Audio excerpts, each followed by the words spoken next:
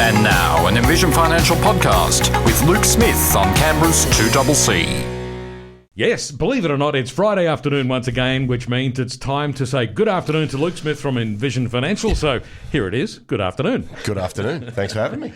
It's a bit like Groundhog Day, isn't it? Every Friday afternoon, like clockwork, here we are. They fly around faster than you could actually imagine, which absolutely is quite surprising. Indeed, but of course we do like to make every Friday a little bit different and hopefully keep you interested and informed with a variety of different topics. And today we're coming to something called super splitting. What is it? Did you know you could do it? And why would you do it? So let's start at the beginning. What exactly is super splitting? Yeah, so super splitting is the ability to share deductible or concessional contributions. And a lot of people are comfortable now with the concept that you can get $30,000 into superannuation from you and your employer, and you're able to claim a tax deduction for those contributions. You're also able to look back the 5-year window and use the catch-up concessional legislation where you haven't used space in the past. Super splitting is then an advantage of time. I laugh in the office and say it's a piece of legislation that is based on marrying well. And what I mean is the arbitrage of time between a spouse could be very advantageous as you approach 60. So super splitting is sharing your deductible contributions between the two of you, and the maximum you can share is 85% of your deductible contributions. Now, why would you do it?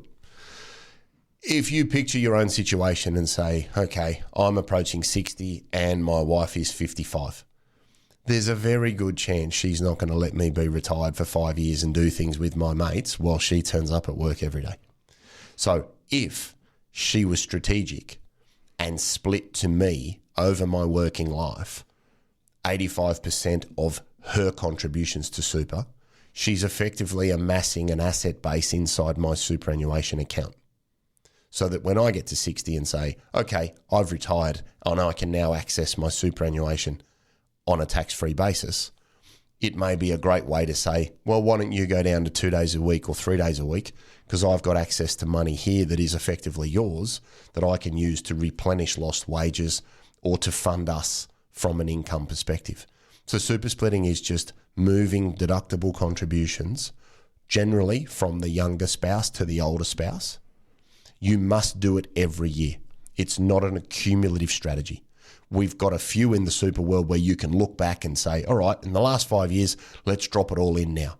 This isn't one of those pieces of legislation. You must split the previous 12 months' contributions. So when it comes to the execution of this strategy, you're splitting the contributions that came in at the end of the previous financial year.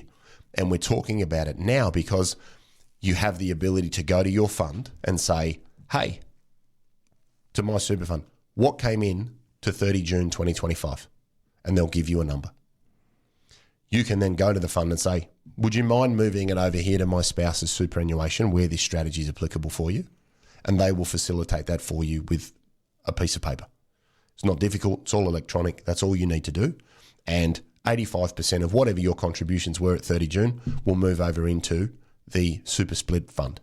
And on the paperwork, you put your details, you put your fund, you put the fund that it's going to get split to, you sign the form, you elect how much you're going to move. Again, maximum is 85%, but you don't have to. You might have, your 85% might be 20,000 and you want to split 10 to your spouse. That's fine too. It's just we have to work with 85% because we know that the government takes 15% contributions tax on the way through. That's where the 85% number comes from. So it's a great strategy to be able to move money into the older person's name that could then get access to tax-free money from 60. You have to do it every year, so it'd be really handy to have a reminder in your phone on the 1st of July, super split from 30 June. And it has to be done in the next financial year because the superannuation fund needs to tally up its books at 30 June and work out what contributions you've made, what contributions the employer's made, and what's going to happen in relation to your tax situation. Now, one question that I do get all of the time is, but if I super split over here, that's going to blow up my partner's contribution threshold. No, it won't. You'll have 30,000, she'll have 30,000. You can both make maximum contributions to the concessional limit because we are splitting from 1 July onwards for the previous 30 June. So moving the money left or right, no matter whose name or which way it goes, does not impact the individual that receives the super split. It does not impact their ability to make contributions up to their limit at any point. So it's something to really think about because it's a wonderful cumulative strategy that the younger person will take huge advantage of. It might not sound like a good idea now at 40, but I've never met anybody at 55 that goes, "You mean I can go early?" Yeah, because you've done all this good work leading up to it. I'd rather have that choice than I pointed this out to somebody yesterday at 58 and they went, "So I could have, and we might have, and then I could have." Yeah. And they weren't happy. Okay. I can see one immediate problem, and I know you have anticipated this, but you talked about marrying well, and, things have gone smoothly for a long period of time, but all of a sudden, things are not so smooth. There's a relationship breakdown, there's a divorce. What happens to the money that's been shifted in the super? So I've had this conversation with a few of the lawyers that we deal with, and I've been assured that the family court system would split that back because you can show that was mine, I moved it over. Okay, move it back into your account, and then you go on with breaking up and splitting up what's happened. Because I often have some ladies ask for a friend, if this happened, what would go down? And I generally say, look, you can prove that it's gone over, you can split it back because it's yours. And I've been assured by most of the legal fraternity that I deal with that it's not a major issue. To be clear, would that include any earnings that the money has attracted while it was in the other account? That's where you need to go and get some legal advice. Get a good lawyer, get a good accountant, and put the team to work. Exactly right. But again, we do most things on the proviso that those things won't happen. And when we sort of touch about, the benefits of that long term, what are some of the strategic outputs that would be working in our favour? If we've got more money in an account and the person turns 60, we can use the transition to retirement legislation, which means we have a higher capital balance to take 10% from if we haven't stopped working. You can stop work, meet a condition of release, pull money out and maybe clear non-deductible debt, pay off investment properties, pay off school loans, pay off HECS, whatever it is that you want to use tax-free money for, because that would be more tax advantageous than using after-tax income if you did work past 60. So there are a number of strategic applications that you could use that money for. The transition to retirement money could be used to make a deductible contribution for a spouse. A pension over 60 could be used to make a deductible contribution to lower the capital gains on the sale of an investment property. So having access to the money for me is a really attractive proposition over having to wait and access money in the younger person's name when they do actually reach preservation age, which we know is 60.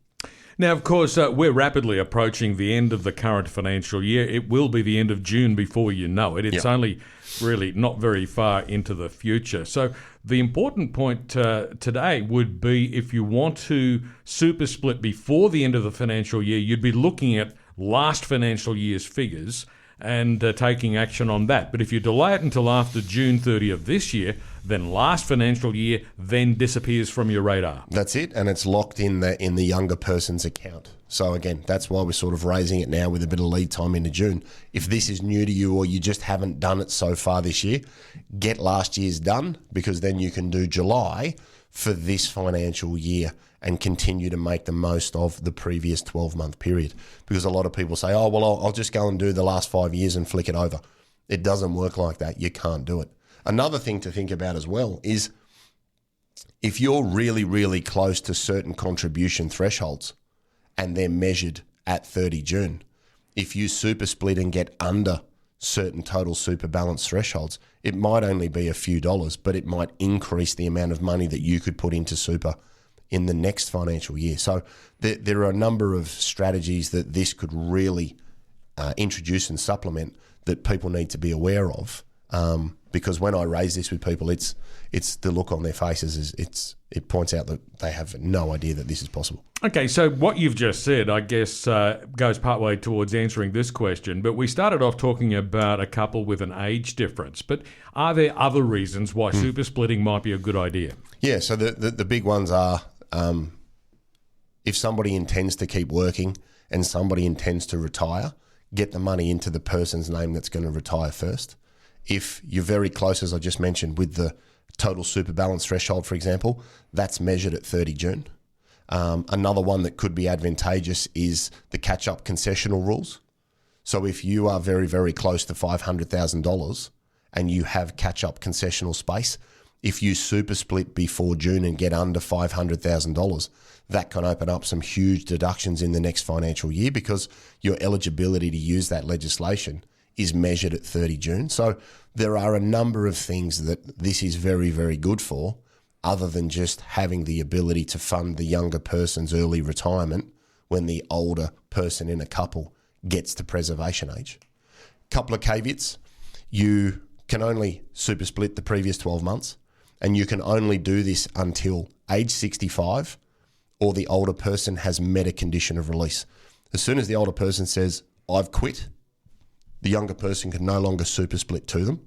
That prevents them from being able to do it in a retired state. Now, I mentioned transition to retirement before. You could be over 60, start a transition to retirement out of the older person's superannuation. The younger person can continue super splitting because you can start transition to retirement legislation without quitting work. So if you really want to play the game, stay employed, use the transition threshold of 10%, keep the younger person super splitting for a couple of years because you're bolstering the capital that you'll be able to get as soon as the older person quits. So don't just think about this as, being nice to your wife and letting her finish early if you've married well and she's a few years younger than you. And if you're the younger person, well, think about the benefits strategically of being able to pay off debt with tax-free money or fund lifestyle or fund reduced work hours. You've got to do the yards over your working life, but you'll reap the rewards later on. Okay, you mentioned earlier that it's actually quite easy to do. What are the steps people need to take? Yeah, so they need to go to their superannuation fund and make sure they offer it first. So not all super funds will do this? No. So, for example, you can't super split in the defined benefit schemes. That's relevant for Canberra. Again, I haven't found many outside of that won't allow this, but, don't assume that you can do it. So you'd go to your provider and say, hey, can I get your super splitting form, please? I'd like to do something for last year. They will give you that paperwork. On that paperwork, you put your details, your superannuation account information, your spouse's superannuation account information.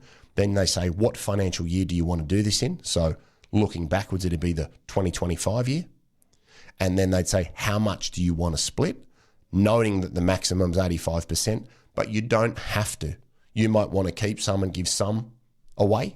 So you might say, well, if 85% was 30 grand or 25 grand, I'm going to keep 10 and I'll split 15.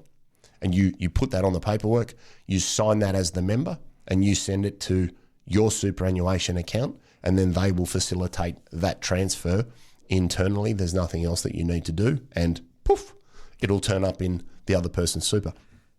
Another question I do get a lot is, but that will change the risk profile of my super. Well, it depends. Because if you're in a balanced option on the left and you move to a balanced option in the right, the risk profile of your super hasn't changed. So unless there's a meaningful difference in the way that the money is invested from a superannuation perspective, if you went from high growth to conservative, yes, there'll be a long-term implication of that, and it's something you need to keep in mind. Given that 95% of people hold the balanced option and don't really care what their super is invested in, I can't see it being a major issue because it's the value of time we are trying to take advantage of, not the risk profile of super, because that's a separate consideration for both of the members. This legislation is great where you've married well, there's an age difference, and you want to try and take advantage of that as part of your family unit. Luke Smith from Envision Financial is with me in the studio today. We're talking about super splitting, what it is, whether or not you think it's a good idea for you, and why you might want to do it. We'll be back with more in just a moment. Luke Smith from Envision Financial is with me in the studio today, and we're talking about super splitting, what it is and why you might do it. So, Luke, we've reached the point where it's time for me to ask you, What are the key strategy tips people need to keep in mind? Yeah, so first one is get the paperwork from your providing fund and make sure that it's available. Make sure that you get that paperwork in nice and early. Okay, don't leave it to the last day of the financial year because they may not actually get the outcome you're after. If you are going to super split something, make sure the person that is doing the splitting has lodged any necessary deduction notices for the money that they've had in so that everything's tucked away and done properly. Because if you do split and you haven't claimed a deduction, there is the potential that you would miss out. So get all of your initial contribution paperwork tucked away and then split. Remember that it's only the 12 months prior. So now would be a great time to be looking at 30 June 2025 and then put a reminder in the phone, maybe start of July. Hey, what happened to 2026 and split it over because it's a non-cumulative strategy. You want to do this every year because you can't do a block of years if you do forget. You can split 85% of concessional contributions. So that's what's come from the employer and what's come from yourself. You cannot super split non-concessional contributions where you've put $120,000 in and you have not claimed a tax deduction. You can't do that. You cannot super split to somebody that is over 65 or has met a condition of release and ceased gainful employment.